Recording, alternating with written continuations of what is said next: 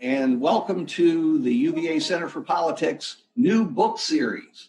This may go on for a long time with lots of books, or if this doesn't work well, it's the one and only. But we hope to have a series, and we're delighted to start with a very well-known political figure. He's a good friend of President Trump's, as anyone watching last night's presser knows, but I'll get to that in just a few minutes. Let me introduce him and his book, and we're going to have some questions for him, and I think some very interesting discussion.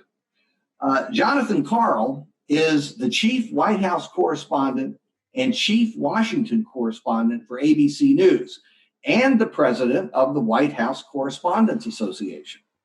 He's reported from the White House during the administrations of 4 presidents and 13 press secretaries, or is that 14 as of today? 14 as of today, yes. 14 exactly, although the last one was pretty anonymous.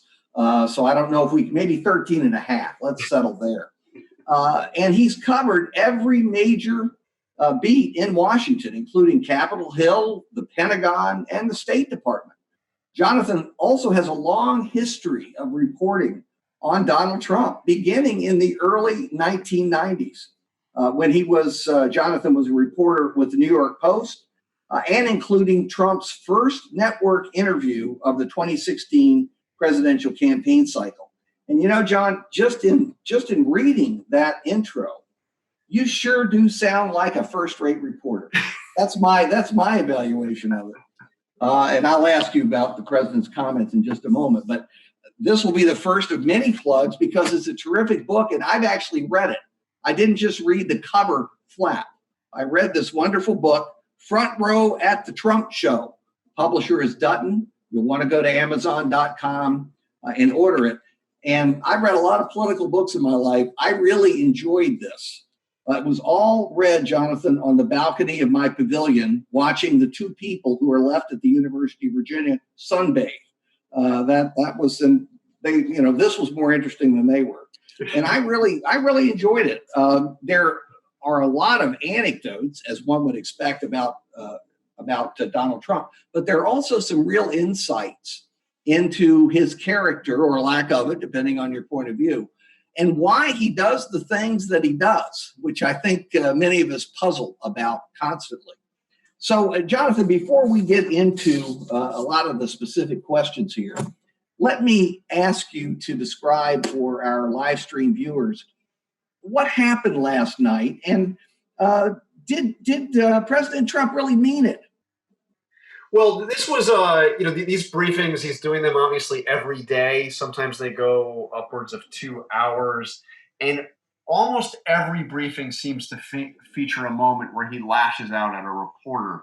And one of the things that I've tried to do, and I try to encourage my colleagues to do, is that when the president is lashing out at a reporter, that doesn't matter. The personal attack doesn't matter. But let's try to make sure that we're following up on the question, because sometimes it's the most basic and legitimate questions that set the president off, and the attack on the reporter becomes a distraction from the underlying question. So what happened last night is a reporter for Fox News actually asked a question about a new report from the Inspector General for the Department of Health and Human Services about the response to COVID-19.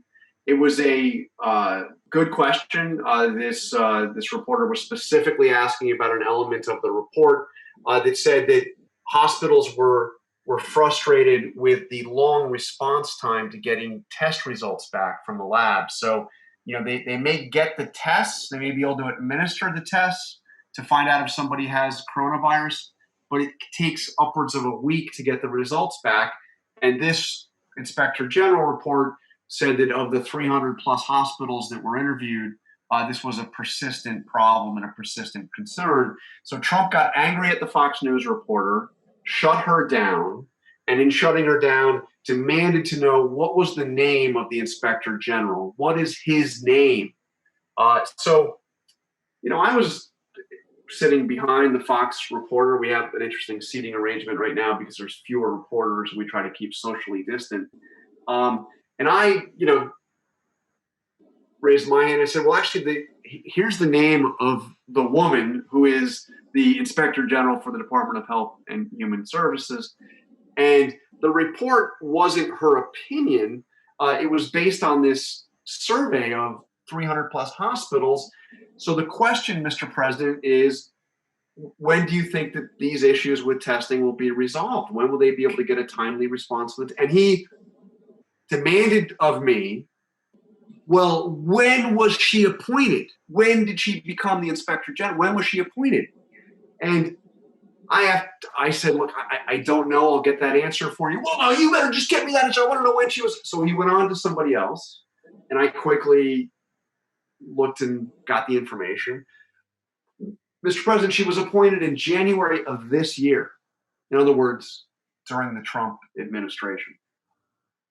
And he said he was flustered for a moment, which is unusual. And he said, well, we'll have to look into that. We'll have to look into that.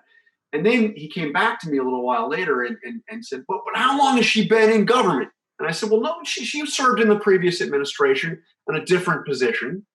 She actually has been in government since 1999. And that's when he went off on me and he called me a third-rate reporter and then added, you'll never amount to anything. So, to me, in a situation like this, it's not the first, second, third, fourth, or fifth time he's lashed out at me in public or in private for that matter. But I realized that you don't take it seriously. It doesn't matter. I don't care if he personally attacks me. I thought it was important to follow up on a question that he was trying to avoid, which at least we will get an answer to, or if not an answer, it'll become clear to everybody that he's not answering, and they can take from that whatever lesson they want to take from it. But Larry, one of the themes in my book is that this back and forth that the president has with the press, and it's not a central theme, but there are some really interesting and in some cases a little mind-blowing stories of the president making these vicious attacks on reporters and on news organizations, and then turning right around and acting like nothing happened. And what I say in the book is there's nothing more fake than the president's attacks on fake news. This is a president who consumes more news than any major political figure I have ever seen, certainly than any president. Somebody who courts the media, somebody who tries to flatter reporters and says really complimentary things. He said them about me, about my colleagues, sometimes in public, often in private.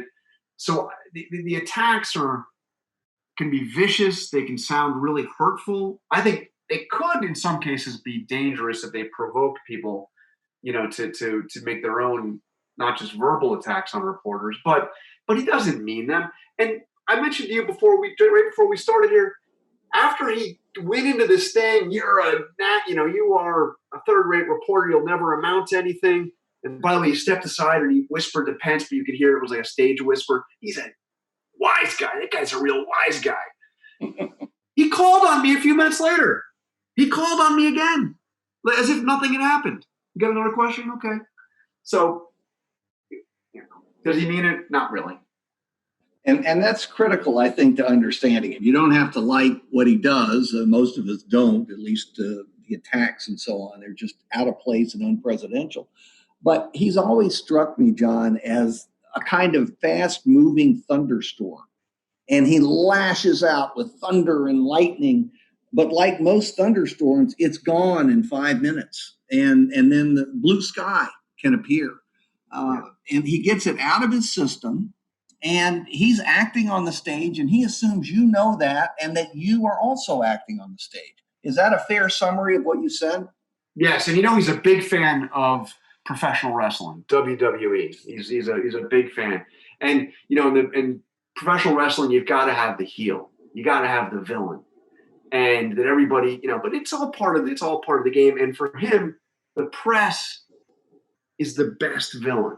I mean, it's better than trying to go after the Democrats, because the Democrats are going to fight back. Reporters, for the most part, know that we don't want to become part of the story, so we're not going to start. You're certainly going to get annoyed, and some reporters do kind of get in, take the bait, and get into fights with them. But it's just an easier attack. And he knows how much the fans, his fans, love it when you go after the press. And he, I mentioned this in the book, you know about it in the 2016 campaign. Leslie Stahl spent some time with Trump and pressed him on these attacks and says, why do you do it? This is old. I mean, this is tired. You don't believe it. Why are you always attacking the media? What is that? And according to Leslie Stahl, Trump answered simply, I do it so that when you do a negative story on me, they won't believe it. And it certainly has worked, at least with his base. They are inclined to believe him and not the press. You first met Trump, I think it was 1994, and you have covered him intermittently through all these decades. How has he changed, if at all, before he took the presidency? And then most presidents evolve while they're in office. Some grow in office. Others evolve in various ways. And I'd like to hear you address that. How, if at all, has he changed as president? So before the presidency, how did he change? And after the presidency, during the presidency, how has he changed?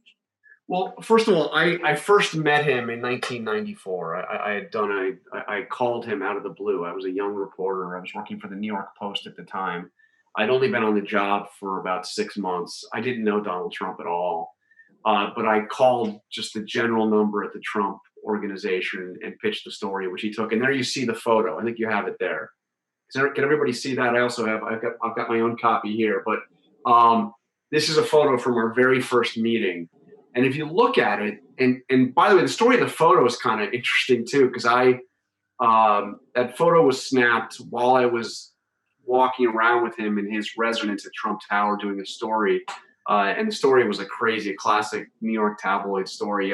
Michael Jackson had just married Lisa Marie Presley, and they were staying at Trump Tower, and like the world paparazzi were all trying to like get a glimpse, and I went to like do a story about why they were staying at Trump Tower, and of course he loved that story because it was a Michael Jackson and Lisa Marie Presley getting married was the biggest pop culture story, of the year, maybe of the decade. I mean, this is the king of pop, the daughter of the king of rock and roll. And they were right there at Trump Tower. And he loved it. It turned that story into a story about Donald Trump, which, by the way, is one thing that has not changed at all about him. He wants to be the center of whatever it is. So the coronavirus task force this is about as different a story as it can be from, a kind of a pop, paparazzi type story about Lisa Marie Presley and Michael Jackson. But he's out there again every day, front and center. He could have Pence take the questions. He could have Birx take the lead. They could do, but this is his baby. And he brags about the ratings. The whole thing. He gets furious if it's not being taken live. But if you look at the photo again, what amazes me, so that photo was taken. I had it in my apartment in New York. And then in 1997, Larry, so a long time ago, I moved to Washington. I was a reporter for CNN back then.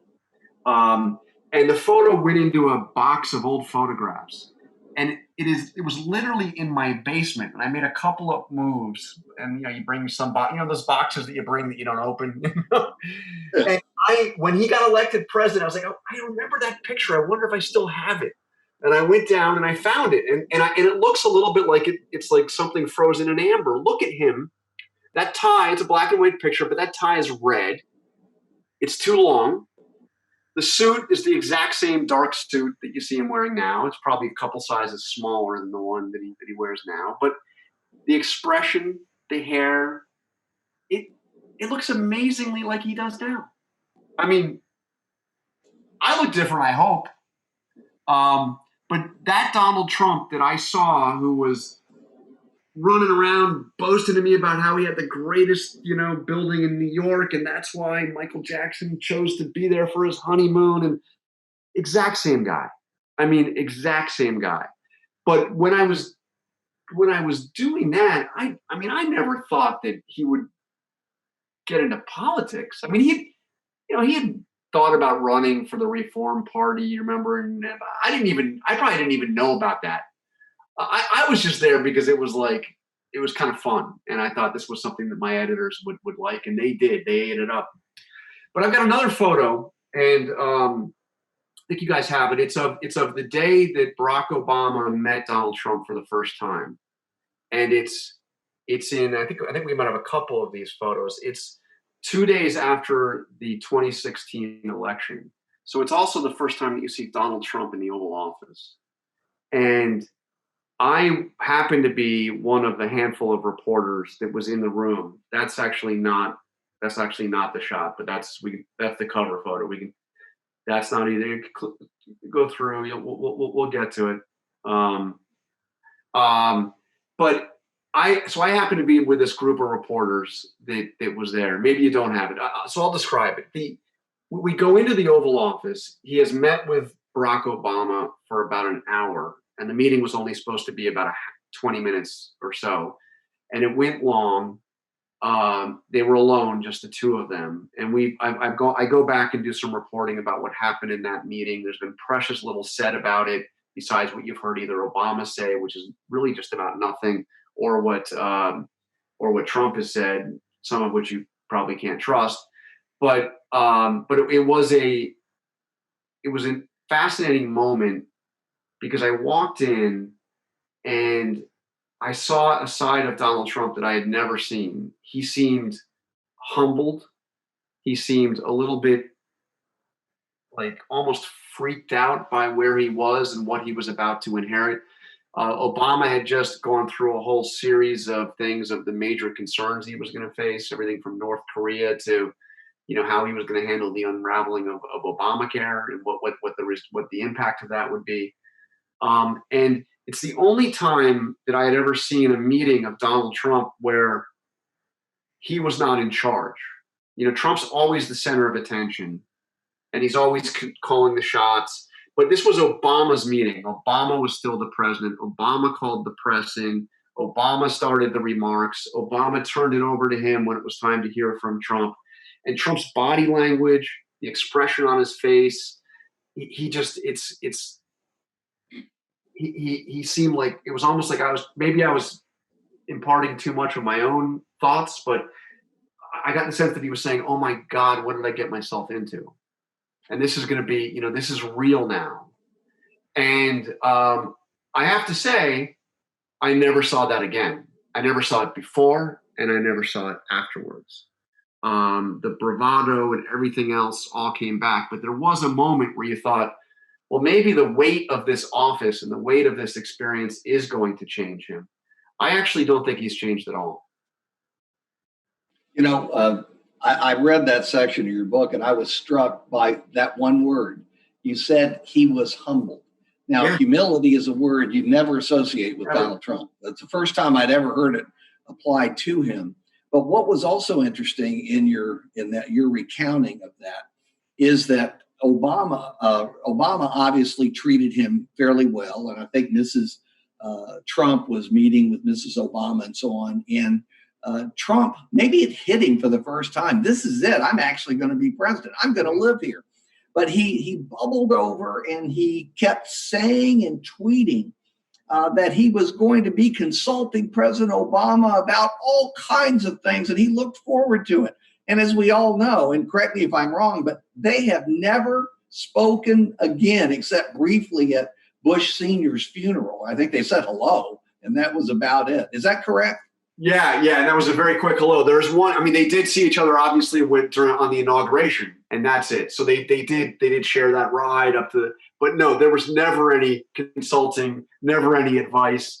He was very complimentary on that day of Obama and for a little while, and it didn't take any time at all before he was, once again, Obama was the subject of all his attacks. Obama wiretapped my phones, Obama, all that stuff. He said it right there in front of us. I'm gonna seek his counsel. That was the word he used, counsel. Yeah. Well, you've made a very good case of the fact that he hasn't changed very much in the pandemic that we're observing now. he has learned slightly, it seems to me, to rely for the first time on experts, because before now he knew more than the generals, and he knew more than the former presidents, and he knew more than fill in the blank. But I think this has taught him that he didn't know everything, maybe at least for a short while. Yeah. We'll see how that plays out. But I want to go back to a central event in Trump's presidency in that first year, which shaped his image, reshaped it, and shaped it again in a negative way. And that was a place where I am right now, Charlottesville. And I'm broadcasting from the lawn right outside my door, marched all the neo-Nazis. And we know how he handled it publicly. And he handled it in a very controversial way that caused even some of his own assistants to at least consider resigning. Note that none of them did, but they at least thought about it. What you've done in this book, and I think people will want to read that section closely, is to get a hold of some private notes from a meeting that wasn't public at all with some of his key supporters and key advisors, in which the things he said were much more shocking than the shocking things he said publicly. Can you tell us a bit about that, please, John? I'm really glad that you focused on that, because what I've done in the book, part of the book is this narrative of my experience covering Trump and some of these stories that, what was happening behind the scenes. But the other thing that I did was I took a step back, and at the major moments of the Trump presidency, I went to see if I could learn anything new. And there's not a chapter in this book that I didn't write because I had something unique, either my own personal experience or I learned something in the process of reporting the book. So Charlottesville was really the darkest moment of Trump's first year, arguably until now, the darkest moment of his presidency. And I wanted to find out everything I could find out about what was actually happening behind the scenes. And I learned, we all remember him saying there were very fine people on both sides, and how that offended so many people, because he was talking about people that were marching side by side with neo-Nazis, with people that were literally carrying those tiki torches and saying, Jews will not replace us. A group that included somebody who murdered Heather Heyer. And he's saying, he's acting like this is just very fine people on both sides. But when you go back to the moment, he actually gave his response to Charlottesville played out over 3 days.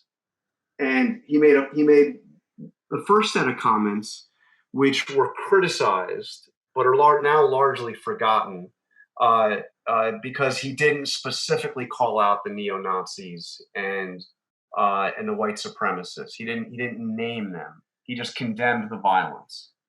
And that was criticized. Why didn't why weren't you specific? Why didn't you really call these people out?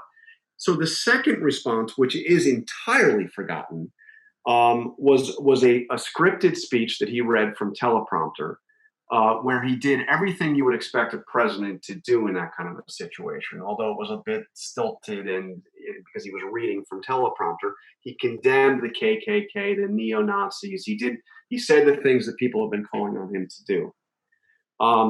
So what I learned about, and then you have the next day, which is when he goes off the rails, and he's talking about very fine people on both sides and praising Confederate generals. And I mean, just, like I said, the darkest moment of that first year. What I learned is that there was a meeting on that second day at the White House, and it was in the residence of the White House, because the West Wing had actually been temporarily closed. This was in August, and the West Wing had been, was under construction. So they were meeting in a room on the second floor of the White House residence. He was sitting at a table that had been used by General Grant, Ulysses S. Grant, when he was president, for his cabinet meetings, which is, by the way, when I tell the story, is also just kind of mind-blowing. And in the meeting, there was John Kelly, who had just become the chief of staff. There was Christopher Wray, who had just become the FBI director. There was Tom Bossert, who was his Homeland Security advisor on the National Security Council, and there was Jeff Sessions. And they were sitting there, and the main purpose of the meeting was to make sure that he was going to go downstairs and read this now forgotten statement that actually, said the things he should have said in the first place. But he goes off on a rant that is almost exactly what he would say in public. He starts, and he's not looking for feedback. Nobody else is chiming in. He's talking about how these protesters were doing the right thing. Why should they be taking down a statue of Ulysses S. Grant? They're going to go after Jefferson next and Washington. And by the way, Lee was the greatest general ever, and so was Stonewall Jackson. He's one of the best that we've ever seen. And he's doing almost word for word what he says in the Very Fine People rant the next day. But this is in private, in front of his top advisors, and not a soul in that room says, you know what, Mr. President, somebody's just been murdered. The world has just seen, neo-Nazis in mass protesting and all those horrific images from Charlottesville. This is not the time to be talking about what a great general Stonewall Jackson was. This is not a time to be, praising the people that were protesting alongside the neo-Nazis. Nobody does it. Nobody says anything. So that's the scene that I recount. But then it got even weirder, because he gets up, and this is again kind of classic Trump. He gets up, and they start to leave, and he sees a couple of the staff that are there with the, standing in the back of the room, and he sees them, and he says, "Hey, do you guys want to see the Lincoln bedroom?" And then they walk out the hall, and the Lincoln bedroom's right, a few steps away, and they go, and he gives them a tour of the Lincoln bedroom, and he's showing it off. Look how long the bed is. See that big mirror? He was such a big guy. This is the version of the Gettysburg Address, handwritten, and he wrote it right there on that desk. And he was, But it shows again the pieces of his life, even within a very short period of time, are not connected frequently. And this is a classic example. And of course, he always said, you've heard him say it publicly, that a lot of people don't know that Abraham Lincoln was a Republican. Yeah, who knew that? That may have been part of it, to balance out the great praise of Robert E. Lee and Stonewall Jackson, the two statues in Charlottesville that have caused so much misery and death and suffering. Anyway, that is an incredible story. That alone is worth the purchase of this book, to read that chapter on Charlottesville. It's just hard to believe. And you can't imagine any other modern president doing something like that. You can imagine other modern presidents saying something similar in public for their base, but actually believing it and getting as excited as Trump did, that was exceptional. Yeah. And of course, as you say, nobody, Jonathan, told Trump at the time that was a terrible approach and he really shouldn't take that publicly. Don't even think about saying that publicly. They didn't say anything. And that makes me ask a question of you. Do you know anything more about Anonymous, who published that tract in the New York Times, that supposedly high-ranking Trump official who was going to speak out against Trump and tell us the truth? What's happened with Anonymous? Well, it's interesting, because when the book was published, Anonymous said that he or she was going to donate the proceeds of the book to and not personally profit on it. And the first organization, I think the only organization that Anonymous mentioned as a possible recipient of the book proceeds was the White House Correspondents Association. So we have not heard. I mean, we're interested in hearing more. We do have a provision in our bylaws that says that any donation over $500 must be public. So it could create a little bit of an issue for Anonymous. But Anonymous also said that he or she was likely to come out publicly before the election, thought it was time to reveal his or her identity. So I don't know anything further as to who it is. I have some theories, but I don't know who it is. But what I write in the book about Anonymous, I think is absolutely fascinating about that original op-ed in the New York Times, which came out. I don't have my book right in front of me, but I believe it was in September of 2018. Do I have that right?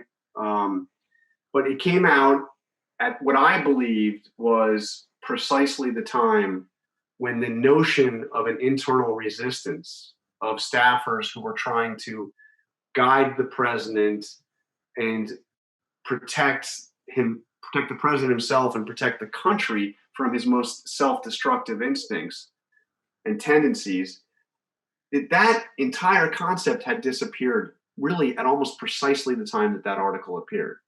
Because there was, and I write it, and I've got some fascinating stories about the way some of his advisors handled him and tried to, placate him, never really challenge him directly because it wouldn't be productive, but to undermine some of the decisions that he was making and to prevent them from being enacted. These were people like John Kelly, Tillerson,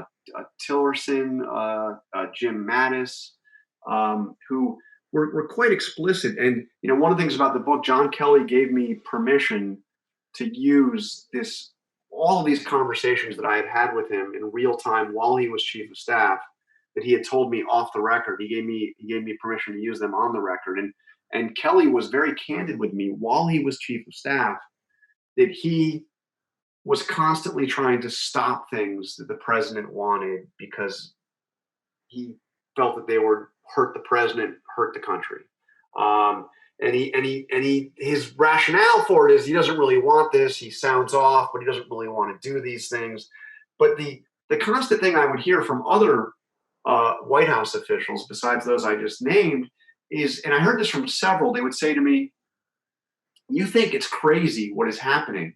You should see the stuff that we prevent from happening." So Anonymous had really hit, I thought, something that was true, that there was something of a resistance in the Trump White House and in the Trump administration. But by the time that article appeared, John Kelly was on his way out. He still served for a few more months as chief of staff, but he didn't have a fraction of the control that he had in the early going. Mattis had been quoted disparaging Trump in Bob Woodward's book, which came out just a short while before the Anonymous op-ed.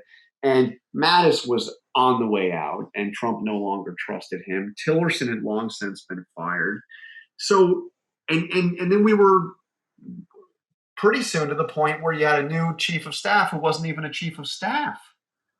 It was Mick Mulvaney, who was, Kelly tried to control who was coming in and out of the Oval Office, the flow of paperwork in and out of the Oval Office, tried to steer the president.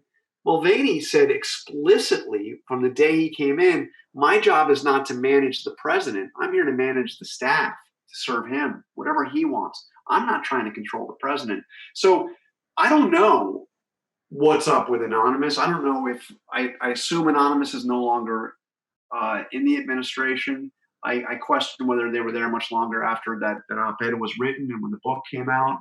The publishers were a little squirrely about whether or not Anonymous was still currently an administration official. So I don't know. Well, it's going to be interesting to see if Anonymous follows through on his or her pledge, probably his, given the composition of this administration, to speak out fully and completely prior to the election. We'll see whether this individual, and eventually we'll know who it is, one way or the other, will this individual follow through on a pledge that really is quite important?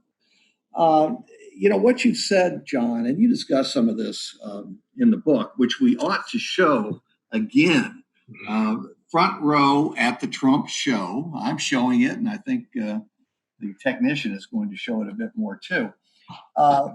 You talk about the fact that at least in the beginning, there you go. Between the two of us, we'll have this drilled into everybody's heads. Yes. you talked about how some of the top officials realized they had to reel Trump in. He didn't know much, but thought he did, which is really the most dangerous combination in any field. And they had to try and prevent him from doing truly outrageous things. Uh, One gets the impression, and you're much closer to it, that's why I'm asking you. One gets the impression that most of the individuals appointed to succeed those who actually tried to limit Trump in some way would be closer to the standard definition of sycophant than anything else. Am I being too harsh? Well, I don't know if I would use that term, but it's clear that the people he has brought in are not trying to, correct him or challenge him in any way. And there was that happened with limited success, let's face it, over the first couple of years of the Trump administration. But I recount the story with Mick Mulvaney when he comes in, and he calls the senior staff up to Camp David for a retreat. And he assigns everybody he suggests everybody should read a book that I have here. It's called A First Rate Madness. And he actually reads from the book to the senior staff. A First Rate Madness, and you can't read the subtitle here, is Uncovering the Links Between Leadership and Mental Illness. And this book makes an interesting case that the best leaders, or some of the best leaders in history, were people that were mentally ill. And that some of the worst and least effective leaders were perfectly sane individuals with stellar backgrounds. And, for example, Neville Chamberlain, perfectly sane guy, completely incapable of handling the threat from Nazi Germany.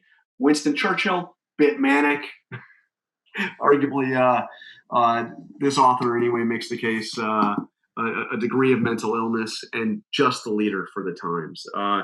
Mentions General Sherman as a guy that was pretty much crazy. McClellan as a perfectly sane guy, and again unable to handle the challenges of the time.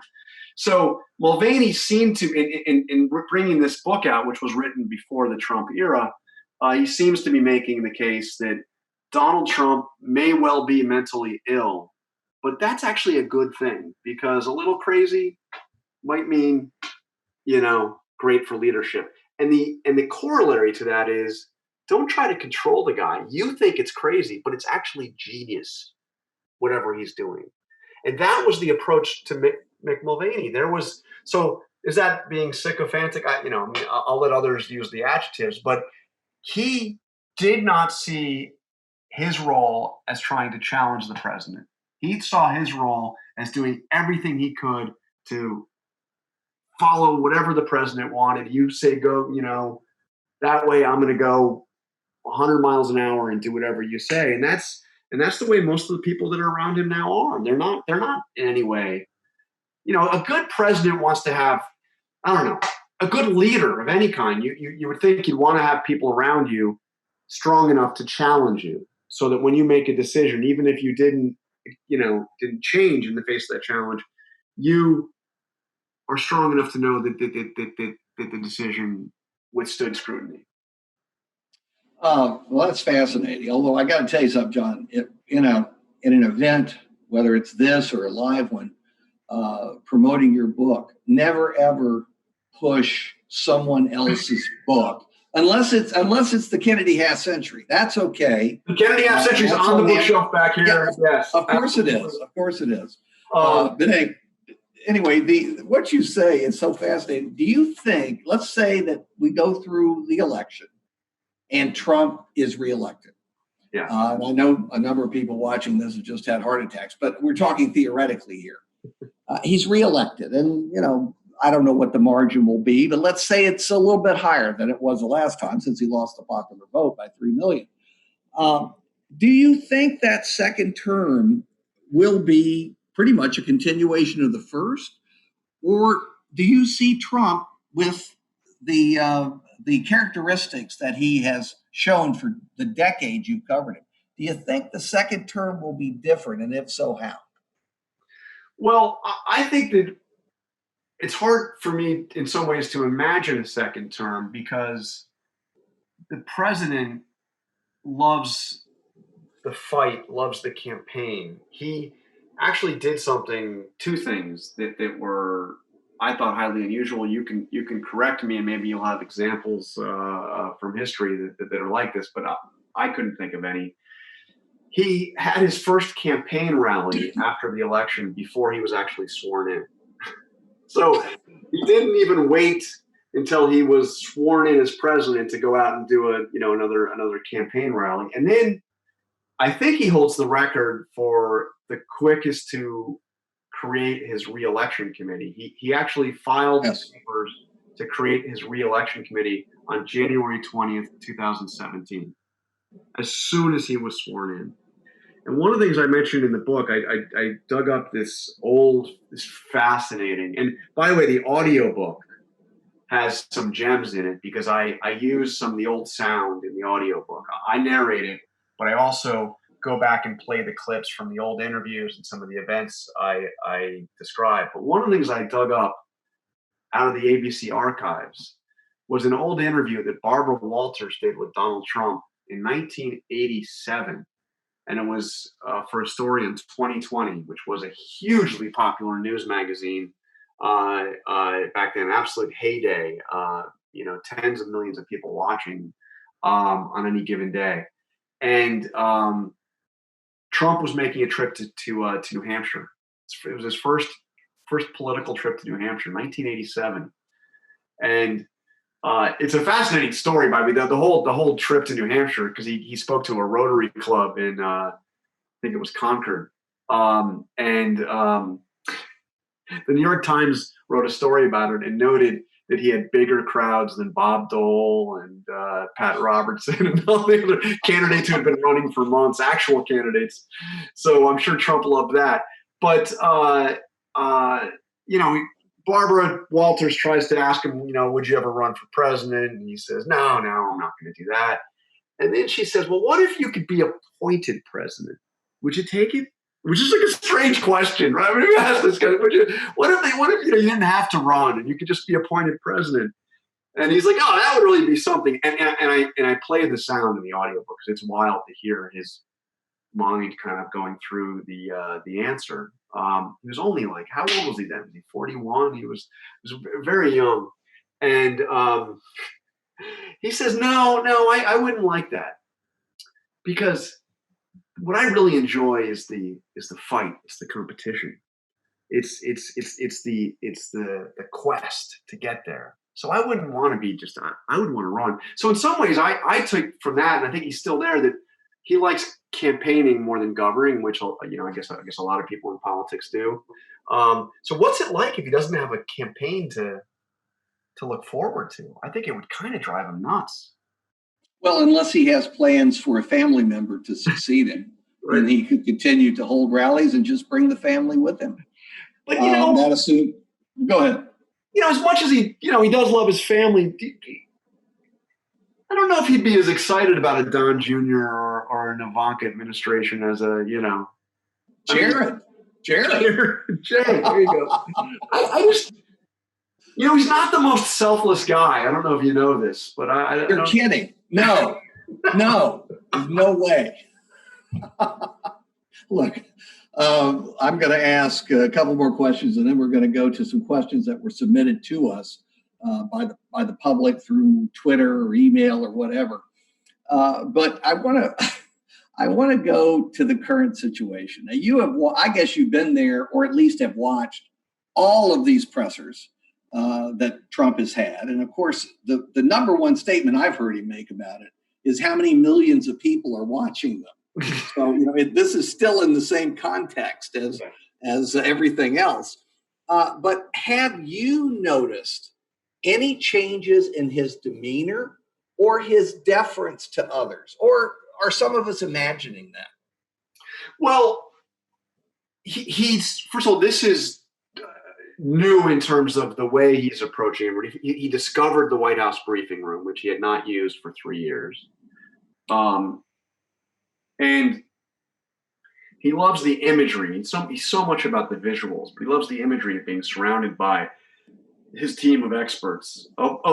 So here's a photo before I answer your question. So this is what the briefing room was like during when they used to have press secretary briefings. You can see how packed it was. That's our old friend Sean Spicer. I think we have another one like that, just absolutely packed with people. There are 49 seats, but the place was filled with people up and down the aisles and in the back. I mean, just not the place you'd want to be in the middle of a pandemic. So now we have taken steps to limit. Now, this is a more recent, I think this is a briefing from last week. We only have 14 people sitting. We have eliminated people standing in the sides, except for a handful of photographers, to try to be consistent with social distancing. So it's a very different environment in there for the obvious public health concerns.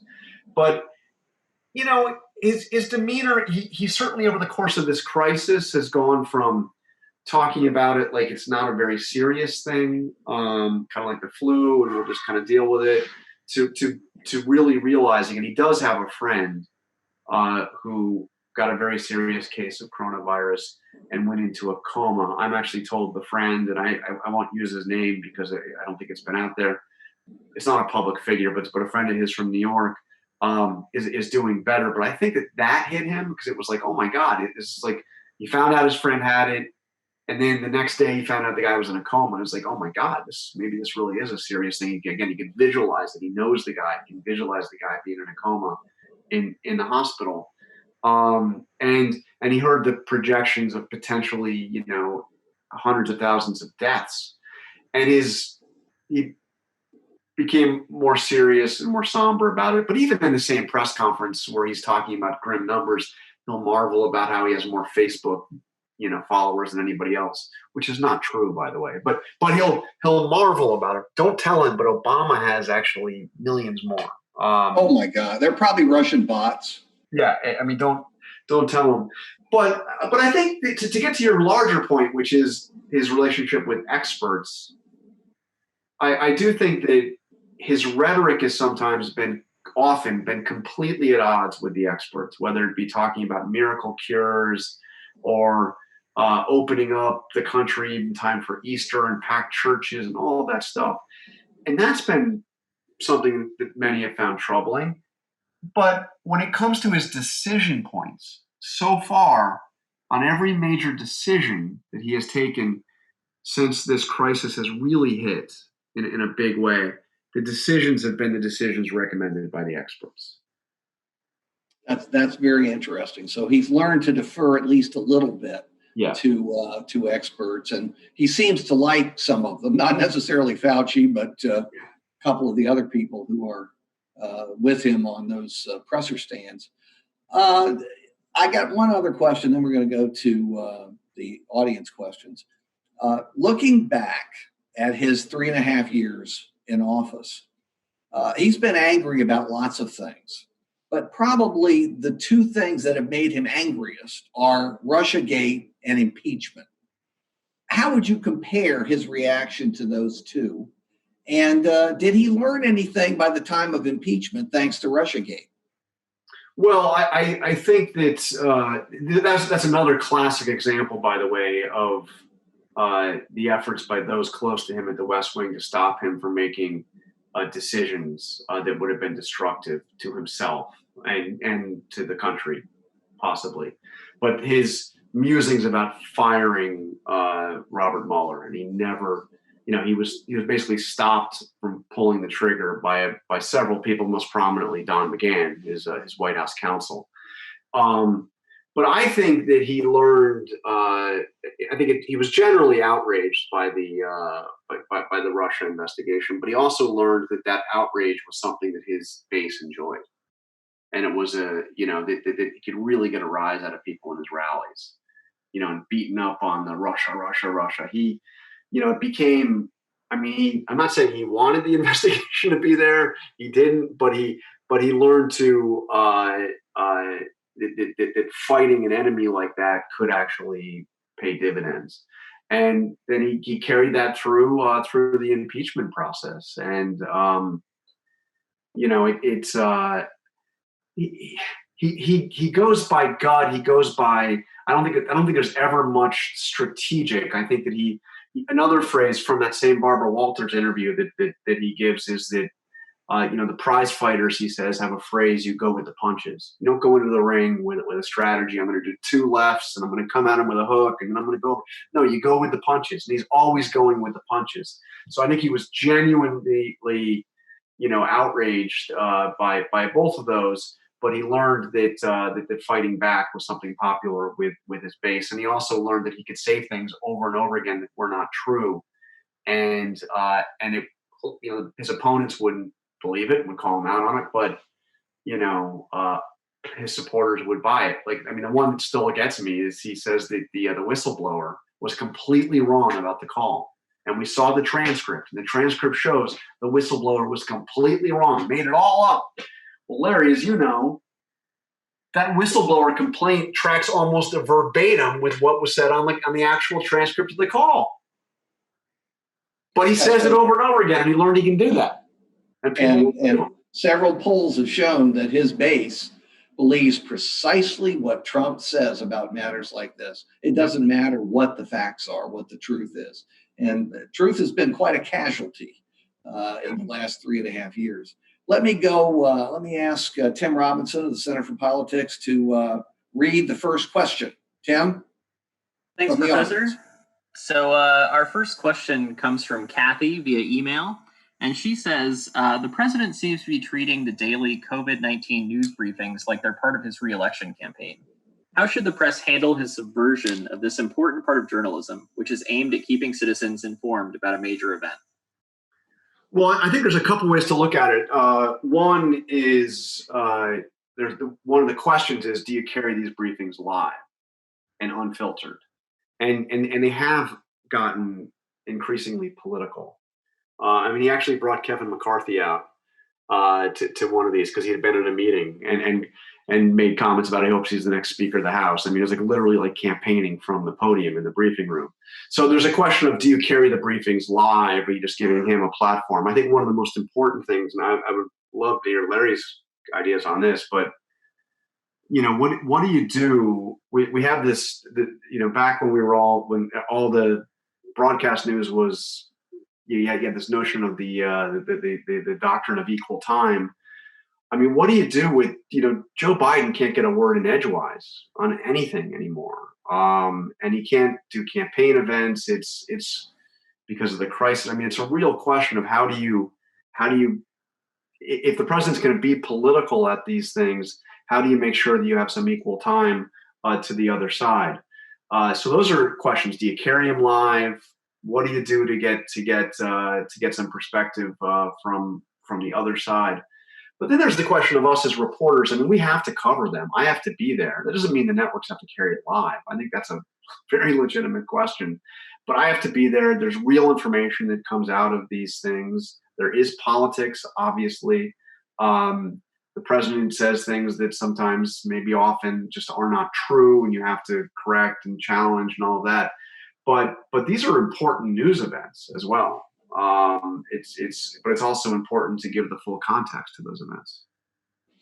One little suggestion, John, showing my age, but back when we only had 3 networks and we didn't even have PBS back in the 50s and 60s, the networks would trade off with one another. So if there was a big presidential news conference, one of them would carry it, and viewers could watch their soap opera or game show or whatever it is they wanted to watch if they didn't want to watch the presidential news conference.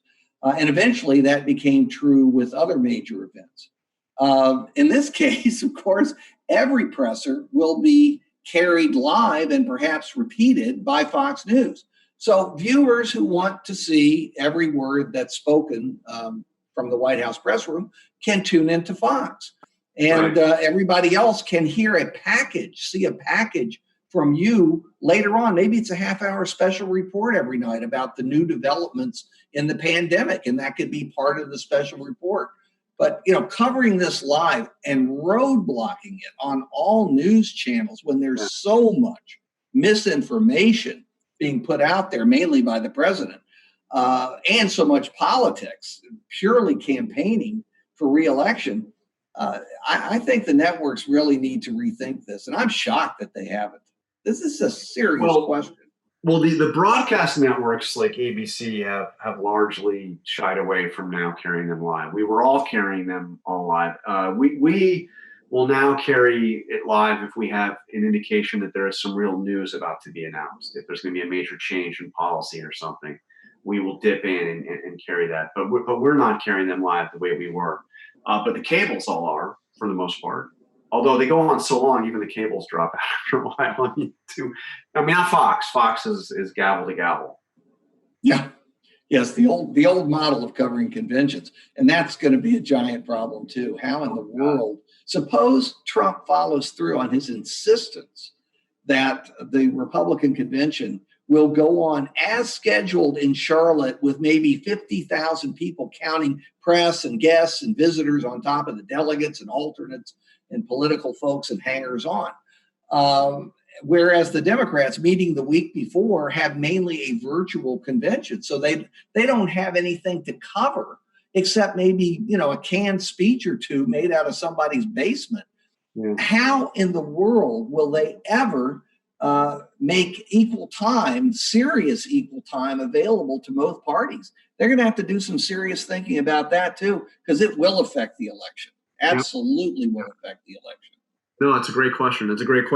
And maybe, God willing, we'll be out of the woods and both conventions will be able to happen. But, Trump has said he's not even considering a contingency plan. It's happening. Boom. Not even thinking about the possibility that it won't.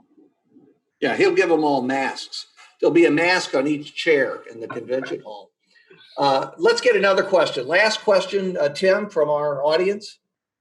So we're getting a frequent question via social media and email.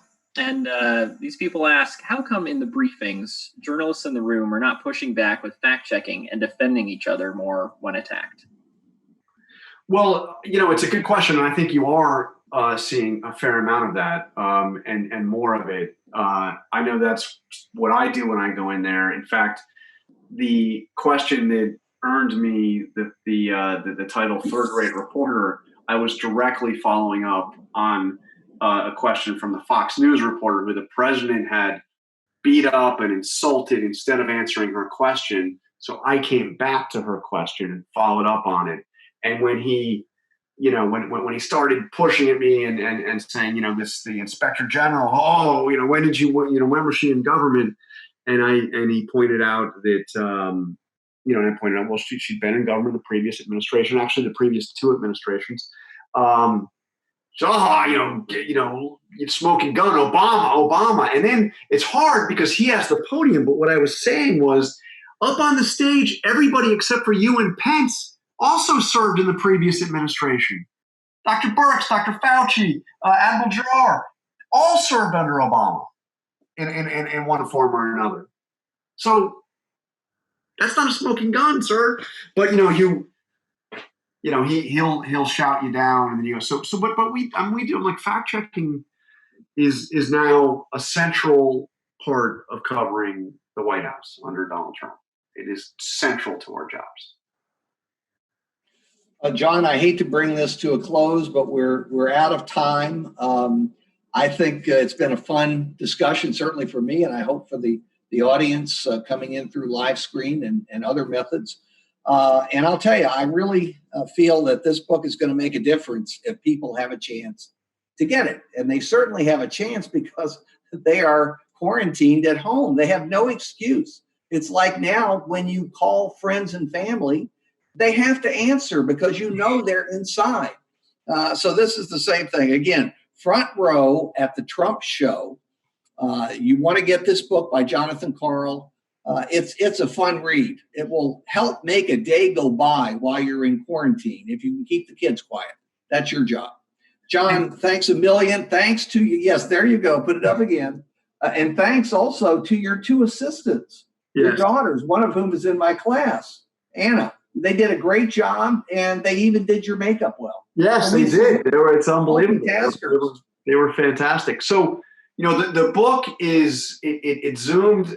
I'm very grateful to say it zoomed to #1 overall on Amazon on the first day. Great. That was the good news. The bad news is that means that Amazon was selling so many books that they it is now on back order. So it's listed as temporarily out of stock. You can still order it, you'll get it. But I am told reliably that Barnes & Noble still has books available for immediate free delivery, or even to do store pickup on. So you can still get it right away from Barnes & Noble. Amazon may take a few days, but it's out there. And, the other thing I tried to do with the book is to give people a little bit of insight into how the White House press corps works. Because I've been there now, on and off under 4 different presidents. So I give a little bit of an indication of the way it works. So I hope people will be able to learn from it. And John, it's worth waiting for. What's a few days? I mean, we're probably looking at this until June. So if it takes a few days, you'll have something to look Exactly. for. Exactly. Front row at the Trump show. John, best of luck with the book, and we appreciate so much your time. Great. Thank you. It was a lot of fun. Good. Thanks. And thanks to our audience. Thank you.